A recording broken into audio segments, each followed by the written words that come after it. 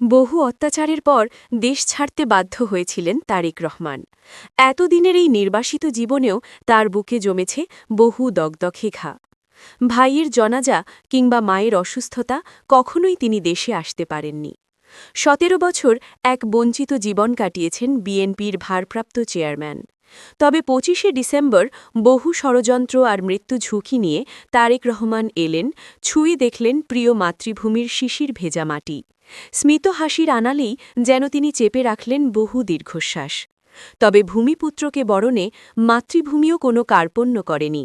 মানুষের ঢল নামে সংবর্ধনাস্থলে এক জনসমুদ্রে দরাজ দিল সংবর্ধনায় তারেক রহমানকে বুকে টেনে নেয় বাংলাদেশ।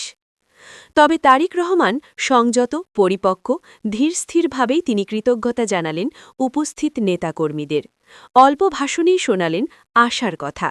তার কণ্ঠে বাংলাদেশের রাজনৈতিক অঙ্গনে আবারও উঠে এসেছে জাতীয় ঐক্যের ডাক এবং শক্তিশালী অর্থনৈতিক ভিত্তির উপর রাষ্ট্রকে পুনর্গঠনের অঙ্গীকার।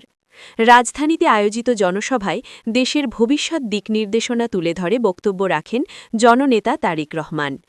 ভাষণে তিনি শহীদ ওসমান হাদির আত্মত্যাগ স্মরণ করে বলেন, দেশের গণতান্ত্রিক অধিকার ও মানুষের ন্যায্য প্রাপ্য নিশ্চিত করার আন্দোলনে যারা প্রাণ দিয়েছেন তাদের রক্তের ঋণ জাতিকে ভুলে গেলে চলবে না। তিনি বলেন, ওসমান হাদি শহীদ হয়েছে, সে চেয়েছিল এই দেশের মানুষ তাদের অধিকার ফিরে পাক। শহীদদের রক্তের ঋণ শোধ করতে প্রত্যাশিত বাংলাদেশ গড়ে তুলব আমরা।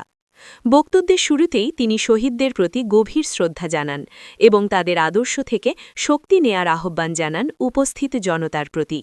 দেশের সামগ্রিক পরিস্থিতি তুলে ধরে তারেক রহমান বলেন, স্বাধীনতার পর থেকেই বহু অর্জন সত্ত্বেও বাংলাদেশ এখনও নানা চ্যালেঞ্জের মুখোমুখি।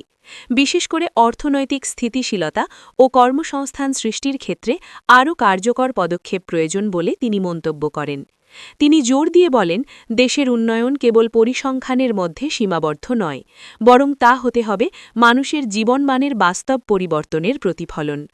অর্থনীতিকে আরও শক্তিশালী করার লক্ষ্যে দৃঢ় অবস্থান তুলে ধরে তারেক রহমান বলেন, দেশকে শক্তিশালী অর্থনৈতিক ভিত্তির ওপর দাঁড় করানোর জন্য আমাদের সবাইকে ঐক্যবদ্ধ হতে হবে। কৃষি, শিল্প, শিক্ষা ও প্রযুক্তি সব খাতে উন্নয়নকে গতিশীল করতে হবে। একই সঙ্গে তিনি উল্লেখ করেন, বৈশ্বিক অর্থনৈতিক পরিস্থিতি এবং আন্তর্জাতিক রাজনৈতিক টানাপোড়েনের প্রভাব বাংলাদেশেও পড়ছে, যা মোকাবিলায় প্রয়োজন সুপরিকল্পিত সিদ্ধান্ত ও দূরদর্শী নেতৃত্ব। তার বক্তব্যে তিনি বিভিন্ন আধিপত্যবাদী শক্তির প্রসঙ্গও তোলেন। তিনি বলেন, বিভিন্ন আধিপত্যবাদী শক্তির ষড়যন্ত্র এখনও সক্রিয় রয়েছে।